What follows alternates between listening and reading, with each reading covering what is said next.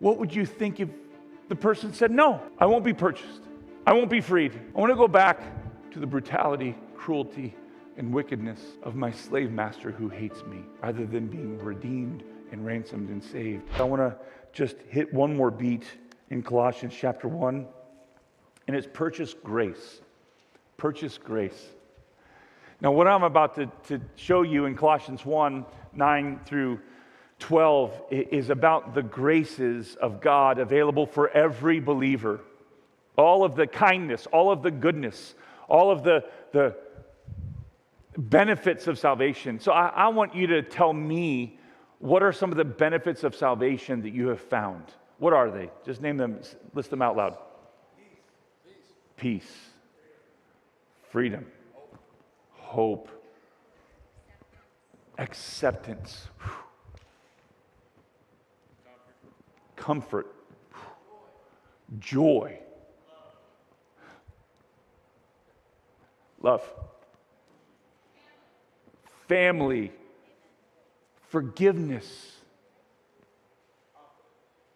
Confidence. Yeah, Kelly. And 50 more.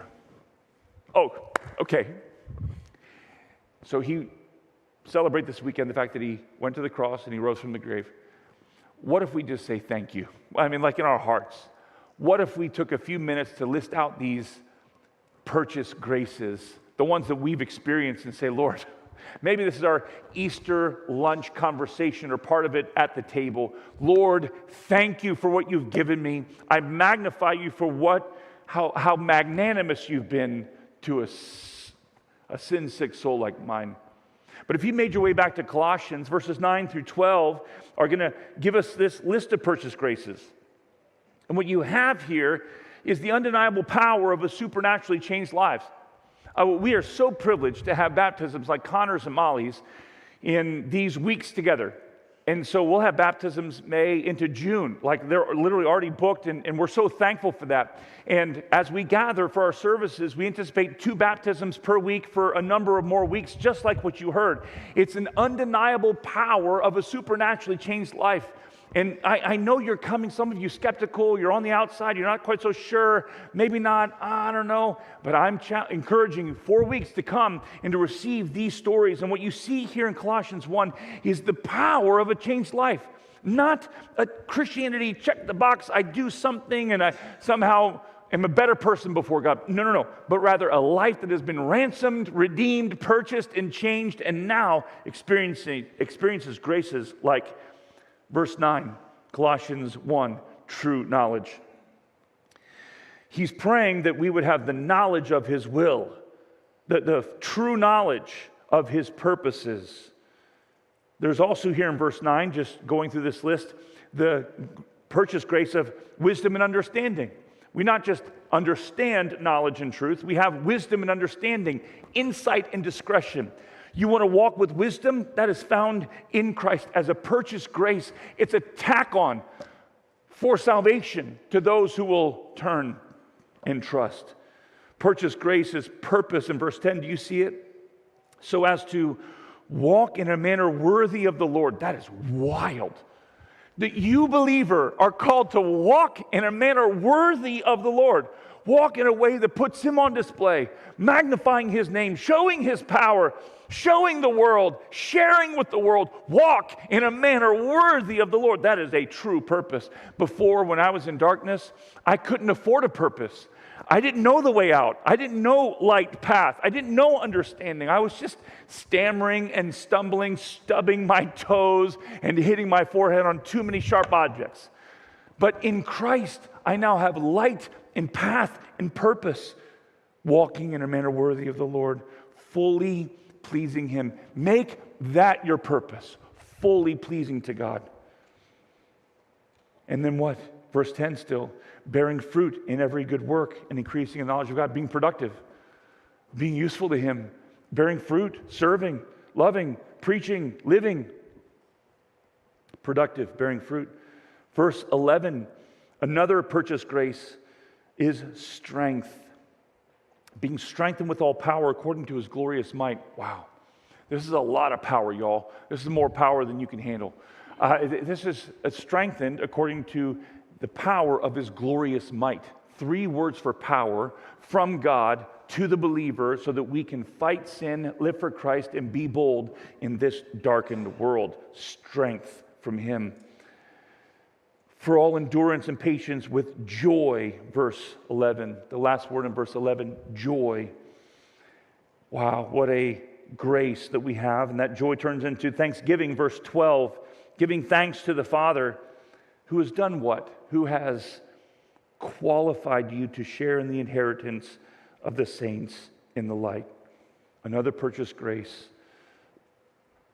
is qualification for heaven. And all the things that you listed before, you're exactly right. Titus 2:4 highlights the implications of our ransom, our redemption. See, ransom is redemption is a word for salvation, but it's also a challenge for a way that we live our lives. It's a way that we actually make choices. Titus 2:4 says, who gave himself, Jesus, who gave himself for us to redeem us from all lawlessness and to purify for himself a people for his own possession who are zealous for good works. Wow. It's a redeemed from darkness to the light, from no purpose to a purpose. And for us who are in Christ to understand this purpose and to live in it is extraordinarily thrilling and wonderful, and all because of his kindness to redeem.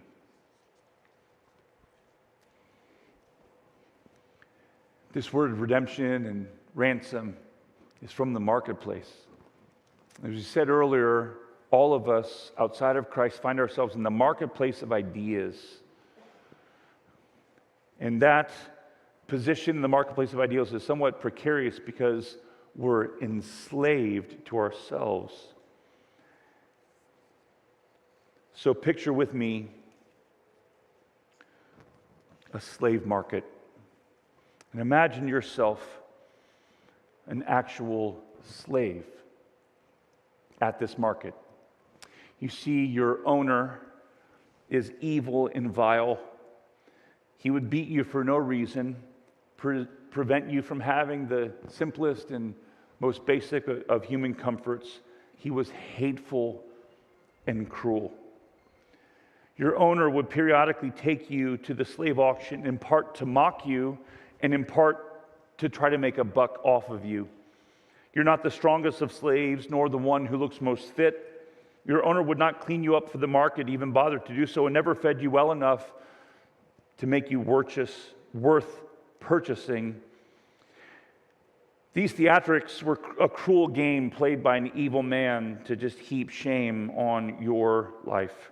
Going to the market and standing on the auction block with the other slaves was a degrading and humiliating act for you. But every time the auction came near, there was a faint glimmer of hope because you dreamt that some other slave owner would buy you and rescue you from that evil man. Another auction day had arrived, and in the late afternoon, you were called to march up the stairs to the auction block, and again, feeling the bittersweetness of the shame and the hope mixed together. The town square was jam-packed. There was a normal bustle of the marketplace in the air. When it was your turn for your lot to stand on the block to see if anybody would bid upon you, you step up dejected and downcast. You've done this so many times. But however, you had noticed that the most noble man in all of the town, a rich man, was there that day, but he had already bought 2 other slaves earlier in the morning. That virtuous man was revered by everyone in the region for his kindness and generosity. He treated his slaves like his own family with dignity and respect. It doesn't really matter anyways. You tell yourself, I will not be bought today. You were in your place when the auctioneer reads your number. And then, the shock of all shocks. There's a movement in the crowd. Your eyes move to the left because someone is holding up a purse equal to the slave's ransom. A bag of coins is thrust into the air. Someone wants to buy you. But who is it? You squint through the afternoon haze, and despite the crush of people, you see the purple robe and the garment of that nobleman holding up that purse of coins. You are being purchased. You are being freed. It is that nobleman holding high the slave's ransom, and it is for you. Today is the day of your liberation, to be redeemed and ransomed at the cost and price of someone who out of love wants to bring you home. But if you were that slave, what would you think if the person said, no, I won't be purchased. I won't be freed. I want to go back to the brutality, cruelty, and wickedness of my slave master who hates me, rather than being redeemed and ransomed and saved by one who sent his son out of love to pay the price for sinners and souls like yours and like mine. You can be born again today. And if you are ransomed by his blood, by all means, live in the light and glorify him with a walk that is worthy of his holy and glorious name. Having been transferred from the domain of darkness into the kingdom of his Son in the light.